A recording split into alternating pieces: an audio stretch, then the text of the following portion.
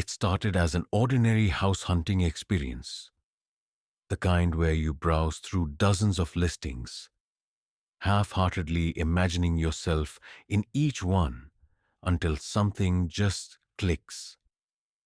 I had been searching for months, scrolling endlessly through overpriced apartments and run-down rentals when I found it. A quiet, old house on the outskirts of town. It wasn't anything extravagant, just a two-story home with a wraparound porch and a price so reasonable that I almost couldn't believe it. The listing mentioned it had been vacant for a while, which explained the low cost, but the pictures showed a well-maintained interior, vintage yet sturdy. It felt right, like it was waiting for me. The landlord, an older man named Mr. Harris, seemed eager to hand over the keys. When I met him for a walkthrough, he was pleasant enough, though he had a nervous energy about him. He walked me through the house, explaining the history in clipped sentences, as if he wanted to get through it quickly. "It's an old house built in the early 1900s, he said, his voice strained. "Previous tenants didn't stay long, but that's just how things go sometimes." He chuckled, but it felt forced. I brushed it off. The house felt perfect. The hardwood floors creaked under my steps, and the walls had an aged character that made it feel warm, lived in. There was even a study on the second floor, a small cozy space with built-in bookshelves, ideal for my work. I moved in a week later. At first, everything was fine. The house had the usual quirks of an older building: occasional drafts, floorboards that groaned under unseen weight, the kind of things that make you pause but not panic. Then, about a week in, I started noticing strange things. Small, almost insignificant details that didn't add up. The first was the door in the study. It was an ordinary wooden door, painted white like the rest, blending seamlessly into the wall. I hadn't paid much attention to it before, assuming it was just a closet. But when I tried to open it, the knob wouldn't budge. Locked. That alone wasn't too strange. Old houses had locked doors all the time. Storage spaces, access panels, or forgotten rooms. But something about this door bothered me. I hadn't noticed a keyhole, no latch, or obvious way to open it. The more I stared at it, the more it felt wrong, like it didn't belong there. One night, while I was working late, I heard it, a faint knocking. I froze. The sound was soft, deliberate. 3 slow knocks. My heart pounded as I stared at the door. Old houses creak, I reminded myself. Wood expands, settles. But this wasn't settling. It was coming from the other side. I held my breath, waiting. Silence stretched through the room, thick and suffocating.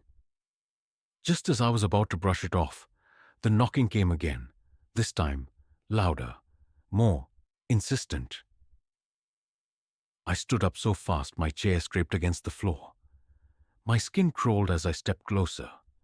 The air felt colder near the door, as if something on the other side was pulling the warmth away. Then, without warning, the knob rattled. Someone, or something, was trying to get out.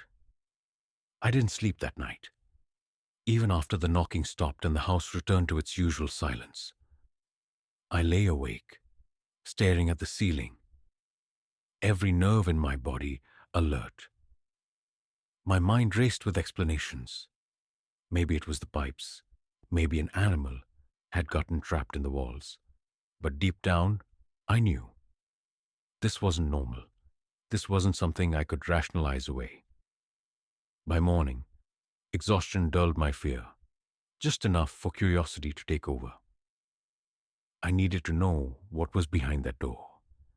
I searched the house for a key, checking every drawer, every shelf, even the basement, which smelled of damp wood and something stale. But there was nothing. No key, no sign that the door had ever been meant to open. Frustrated, I grabbed a flashlight and returned to the study, determined to inspect it more closely. The first thing I noticed was the gap beneath the door.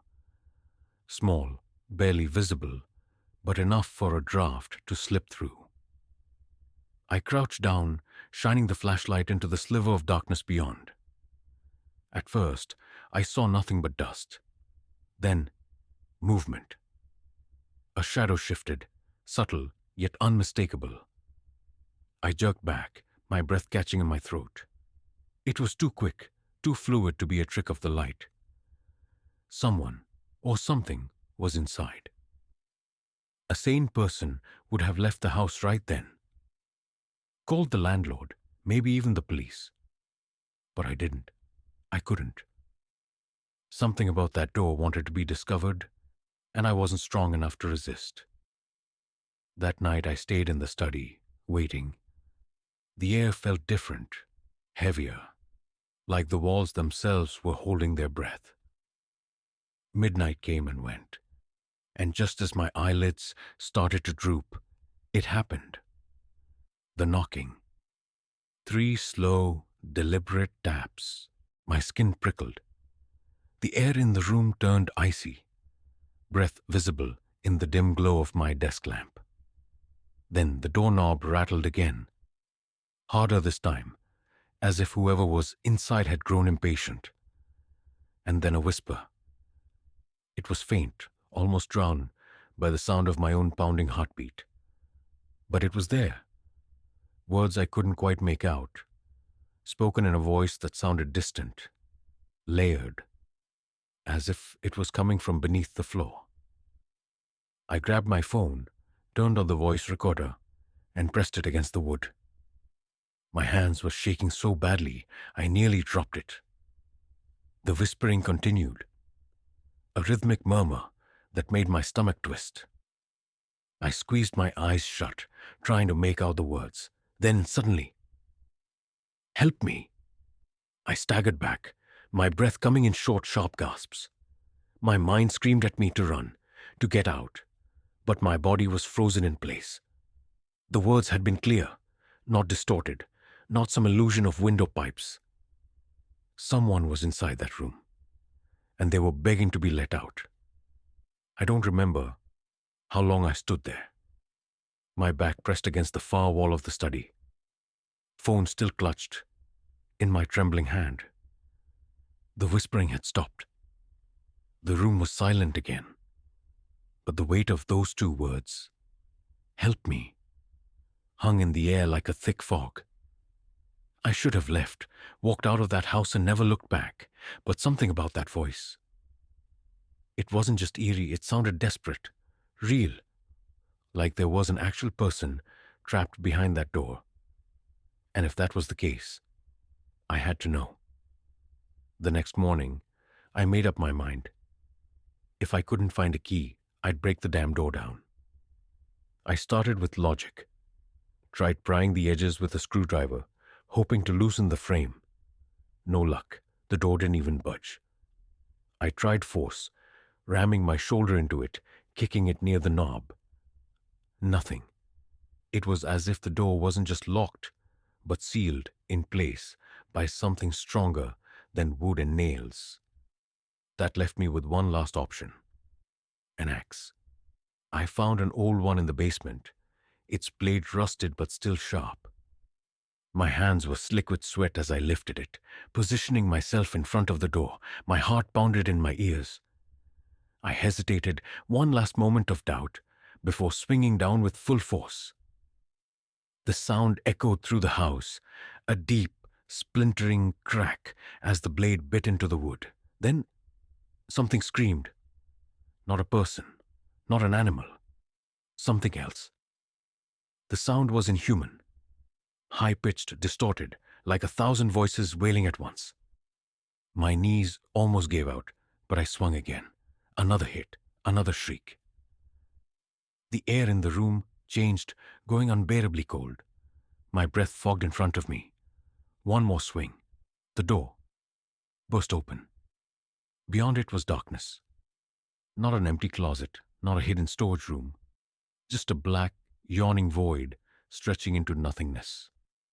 The walls, the floor, everything beyond the threshold simply did not exist. It was as if the house had been built around a piece of emptiness. Then movement. A figure emerged from the dark. I staggered back, my stomach twisting in terror. It was a woman, or at least it had once been. Her body was frail, wrapped in tattered, filthy clothes that clung to her like rotting skin. Her face. God, her face. The skin was stretched too tight over her skull, her eyes black pits that seemed to swallow the dim light of the study.